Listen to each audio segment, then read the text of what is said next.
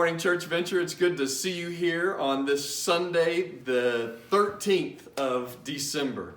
I am at Carol and Bill Huvenar's house, and we're opening up this Sunday with a tour and a couple questions. So what is it about your Christmas holiday decorations that you all enjoy? Tell me something about your tree. Well, basically, we got the same tree as I had since I was a kid. I'm into retro or looking back to the old days, and when we put the tree up, we just try to decorate as much like it was when I was a kid. The big gaudy lights, the bubble lights, and anything else we can throw on it. Tell me Lots of something. tinsel. Tell me something cool about some of the decorations. Show me some of the cool Family. decorations. Our son's mittens, There you go. You got some mittens. and we have Steve's hand that he did in Sunday school. Show me the hand. How cool is that? 1973. Very cool. What else you got? Bubble lights. Bubble lights. Lots of bubble Let's lights. get in close on the bubble lights. Yeah. And of course, the angel we've had since right after we got married, basically, probably 50 years. The There's a angel. similarity, Bill, between Carol and the angel. Oh, I thought you were saying me. Not you at all. Okay. Of course, we have to have a lantern on the tree. Oh yeah. Let's get a Because good Bill's shot of into lantern. lanterns, Yep, so we that's have awesome. a lantern. That's very cool. All right, show me this deal And then over over here. here, we have the New England Village set up. They got the Yeah. church bazaar going on. Oh, I gotta have a church bazaar. That's Oh, very yeah. cool. Very cool. And everybody's out doing their things. Doing their thing. That's awesome. Bill, tell me about this book behind me. Well, when I was a kid back in the 40s, Yeah? this was my favorite book. What's I always loved reading, so, Carol say Scholar. that's a lie. and But what's yeah, it's from, I think it's copyrighted in 49.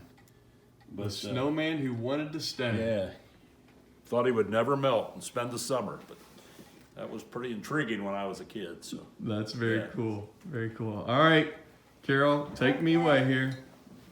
We have, of course, we're going back to retro again. This is my mom and dad's nativity set. And they bought that at Ben Franklin, the dime store. How very cool. Probably like 29 cents for some of the pieces. It's And piece it's by a- piece? Piece by piece. And it's a cardboard stable and it's still together. How cool is that? So what year do you think that was purchased Oh in? my. Probably in the 40s, Yeah, I would say in the 40s. All right. yeah. Wow. And then I have a collection of Santa Clauses from the 50s.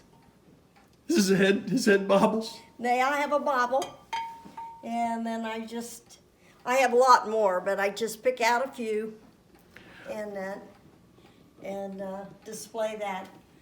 This is one time I kind of slide Bill's lanterns out of the way. But as you can see, he slips in over here. He's got a few lanterns in there. Yeah, they're still around. That's one thing good about lanterns, you can decorate any time of the year with them. There you They're go. a year-round decoration. That's fantastic. All right, folks. It's December 13. Welcome to Church Venture. Let's sing.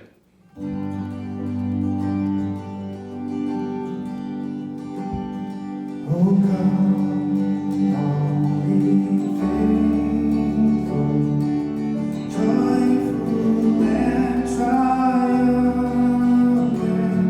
Oh come ye together.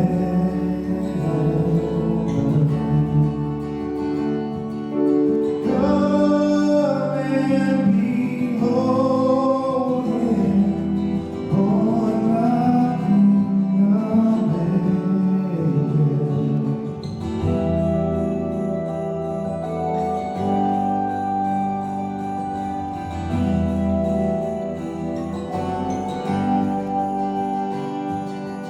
Sing cries of angels, singing exultation. Sing on, sing as songs.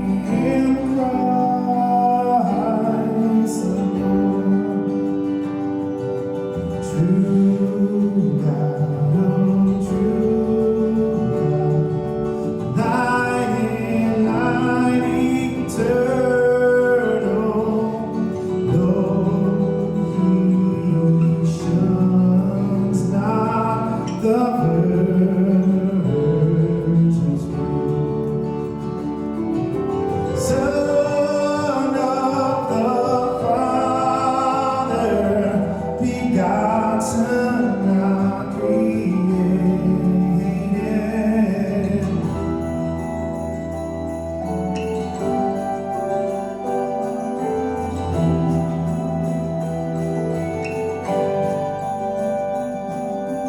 Child full of sinners, born in a manger.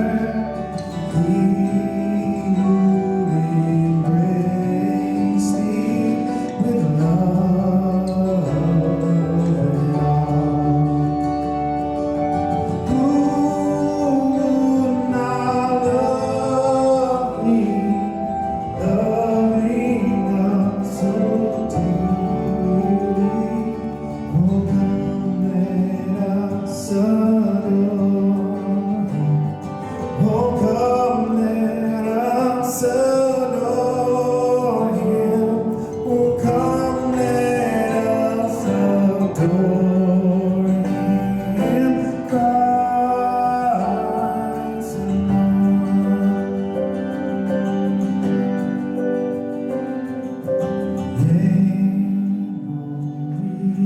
Yea, mornings happy morning, Jesus, to thee be glory.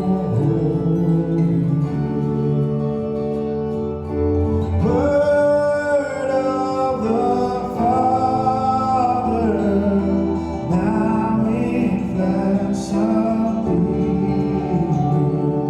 Oh, come let us adore. Oh, come let us adore Him. Oh, come let us adore Him.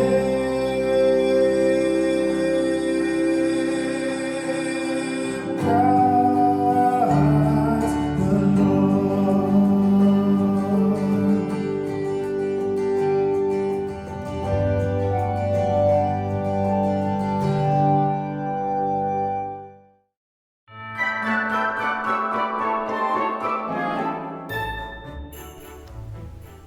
Susie, my dog has fleas. Ew. I know. What are you going to do? I don't know. Shouldn't you take him to the vet? No, Whoa, what's wrong with the vet? Vicky. Who's Vicky? Vicky is the cute new veterinary tech that they just hired. And you have a problem with her? Yes, What's the problem? Chris. Chris is your problem. I Yes. thought Vicky was the problem. Oh, Chris and Vicky are my problem. Chris, your husband, and Vicky, the vet tech.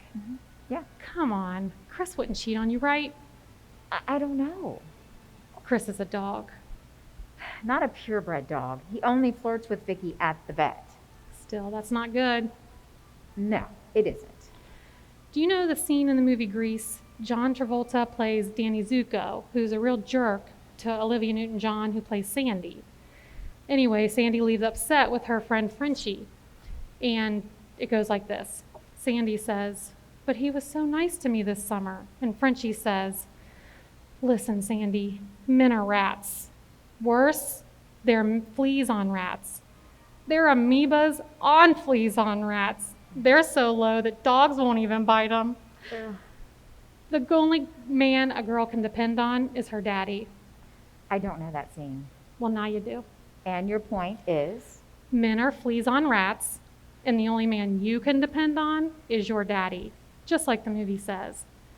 So, how did you find out Chris was flirting with Vicky, the vet tech?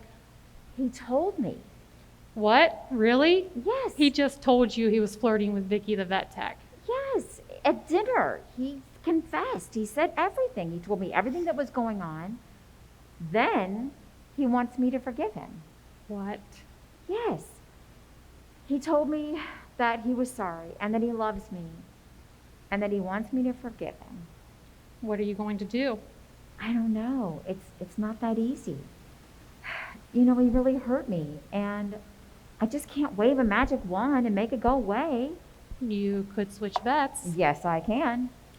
Are you going to forgive Chris?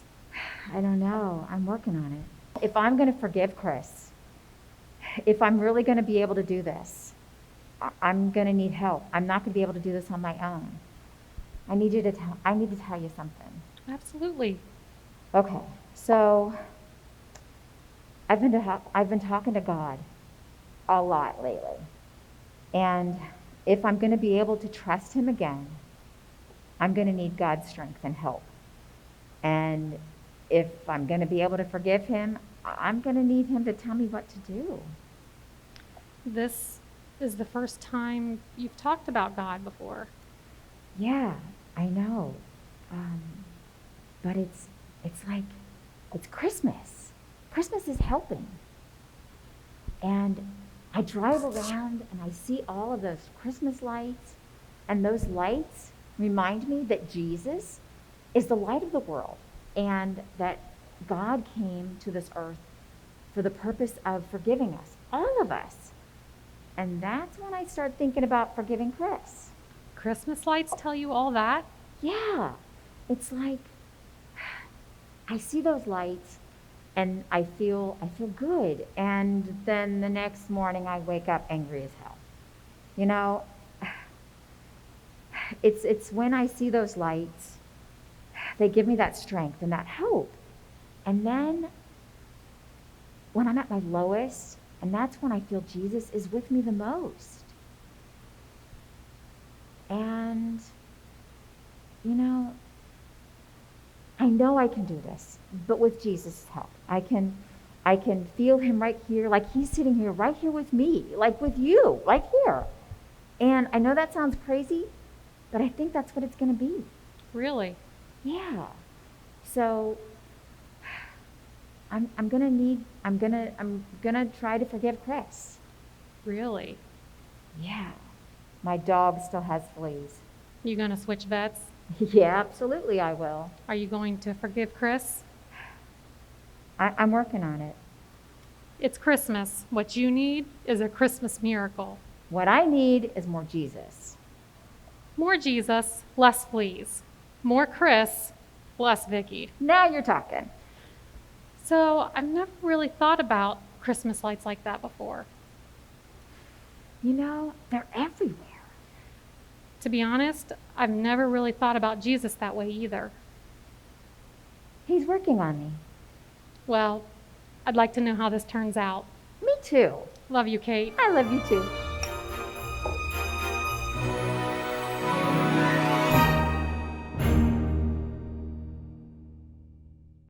So the season of Christmas, the month of December, it causes us to be introspective. We got all this time on our hands and we know things should be special, but at the same time, stuff's going on all around us. The drama seems to heighten, and we start asking ourselves all sorts of questions about why. Why did my mom pass away? Why? And it's always the big serious questions that hit us hard. This past week, our dog has been incredibly ill and been in the vet care for 3 days, 2 nights, and we're trying to figure out what's going on there. I keep saying my dog's broken. It always seems like there's stuff that's broken all around us, and we constantly ask God, why is this happening? Why are my finances not working? Why are the relationships in my life not going the way I want it to go? Why is this happening to me, God? Why can't you fix this? Why can't you hear me? And that's why I'm such a fan of Christmas lights.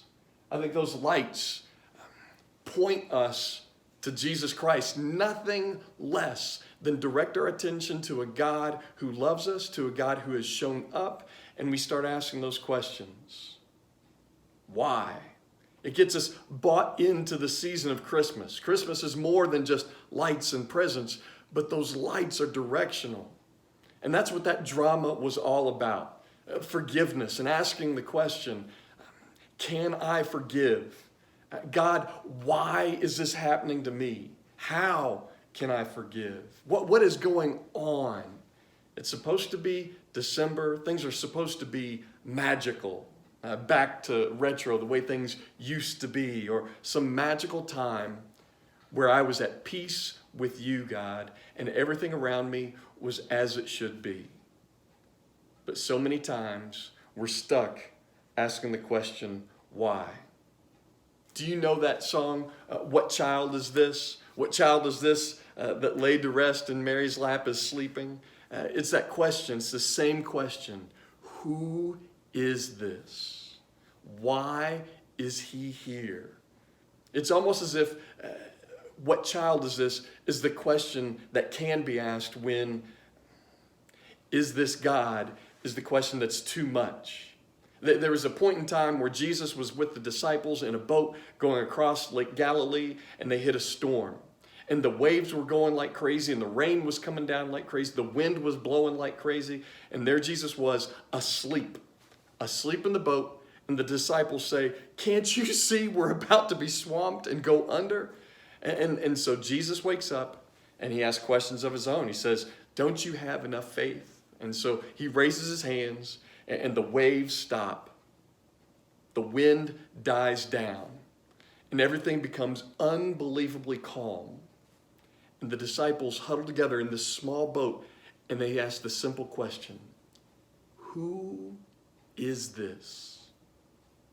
Who could this possibly be in our boat that the wind and the waves obey his words? How can that be? It's as if they don't want to ask the question, is this God in our boat? Because if this is God in our boat, things are going to dramatically change. We've got to readjust everything we've been thinking. If this is God in our boat who has come unbelievably low to us and unbelievably unexpected to us, then things are going to change. And that's what I hope for you. That's my vision and my dream and my hope for you this December. That God would arrive in your life low and unexpected, right exactly where you are, right exactly where you've got your questions. Unexpected because there's a part of you, a part of us, that we don't believe that God's going to show up for just my life. There's a part of us that believes that we're not worthy of God's presence. But the truth is, low and unexpected, Jesus shows up. The second part of that hymn is the angels sing out, right? And we think that there ought to be an incredible fanfare. There ought to be an incredible announcement about Jesus arriving on earth. And there is an incredible fanfare. But the fanfare, the singing of the angels, goes to the shepherds, not the elite of Jerusalem. It goes to the lowly, the ones that you would think would be in the back of the line, the folks that aren't worthy, like ourselves, when we think we're not worthy. But the truth is, God shows up low and unexpected, exactly where you are, answering exactly the question that you have, in a surprising, unexpected way. They laid Jesus in a manger, a cattle trough. He was born in a stable, in a no-name town in Bethlehem, and just not very impressive. Not the way I would make an entrance. But that's the way God is. God shows up in your life low and unexpected. When you least expect it. When you think God is not there, God is absolutely there. And then you start thinking about how Jesus exited this world. In Philippians chapter 2, the author, Paul, starts talking about who Jesus is and who he looks like and how he behaves. That Jesus, being the very nature of God, did not consider equality with God something to be used to his own advantage. Rather, Jesus made himself nothing by taking the very nature of a servant, being made in human likeness, low. And being found in appearance as a human being, he humbled himself and becoming obedient to death, even death on a cross. Jesus shows up low again, convicted of a crime for claiming that he was God, that he was absolutely guilty of. But was he guilty of being crucified Should he have been crucified? Was he worthy of being crucified? Remember, they stripped him naked and executed him in public, humiliated him. And this is who God is? Christmas is not devalued because of the cross. The season of Christmas is given power because of the cross. Our lives are not devalued when we believe that God is not watching us, that when we believe that God is not attentive to us. The exact opposite is true. Jesus shows up in our life low and unexpected when we least expect it. And what happens is we get the answer to why. Why is all of this happening to us? The answer is Christmas is for you. The life of Jesus Christ was made for you. The death of Jesus Christ, this crucifixion of Jesus Christ, the resurrection of Jesus Christ is for you. So when you're sitting in that boat and you think that the waves are going to swamp you, and when you're sitting in that boat and the wind is blowing so strong, you know you're going to die, that the effects of your life around you are going so wayward that God's not even paying attention, I challenge you to just be quiet and to simply ask Jesus the simple question, why? And if you're willing to relax, ask the question, and listen, then Jesus shows up low and unexpected. Jesus shows up and gives us the strength to forgive others, gives us the strength to live through the rough spots we're in, to hold our hands and to let us know that we are not forgotten in the boat, that God would move mountains if that's what is needed for us, that you are not unseen by God. And in this Christmas season, as those lights shine incredibly bright, I challenge you to pick up a UDF milkshake, drive around with your family in the car, and check out the Christmas lights and listen for the voice of God to simply tell you it's going to be all right. That the God of low and unexpected, the God of the manger, the God of the servant, the God of the cross is incredibly in love with you and would never let you go. So this December, know that your life is in the hands of Christ. Pray with me. Gracious God, I lift up to you all of those folks who are going through it right now. Hardships and troubles, concerns and worries, big decisions. I lift up to you those who are sick, those who don't have enough to eat, those who don't have a place to stay. I lift up to you those families in toddler time who are in need. And gracious God, I lift up to you the families of Church Venture, the people watching this video this morning. I lift them up to you. And would you hold them in your arms? Remind them with words of incredible strength and assurance that you are their God and that you love them. Amen and amen. It's good to be over at Bill and Carol Huvenar's place and see all their Christmas decorations. And Village on the Green decided to set this up, so I decided to use it. I hope you all have had a good Sunday morning. And I hope that you all are going to have a great December. It is December 13th. Half the month is almost over, and it's coming close to Christmas time. And I hope that you are going to have a grand celebration, a good celebration, a time connecting with God as well as connecting with friends and family in a way that's safe. You need to know, I want us to be in worship together, in person, more than anything else.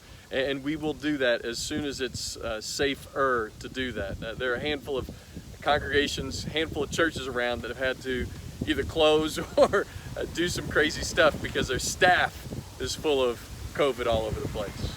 Know that we've had a great response to our computer and Kroger card campaign. We've had a very good response to that. If God is working on you and you are inclined to give towards the new computer that our church needs and the Kroger cards that we're going to give for the families at toddler time, you can do that in 3 ways. One, you can snail mail that to the church, 3187 Western Row Road, Mainville, Ohio 45039. You can get online to our church and give online. Go to churchventure.org and do that, or you can call me up at 513-404-9172, and I will come to your house and pick up your check if that's what you want. I'm more than happy to do that. I hope everything's good in your life, and I know those who are not doing so well know that I am thinking of you, praying for you, and rooting for you. I hope it's a great Sunday afternoon. See you all. Bye.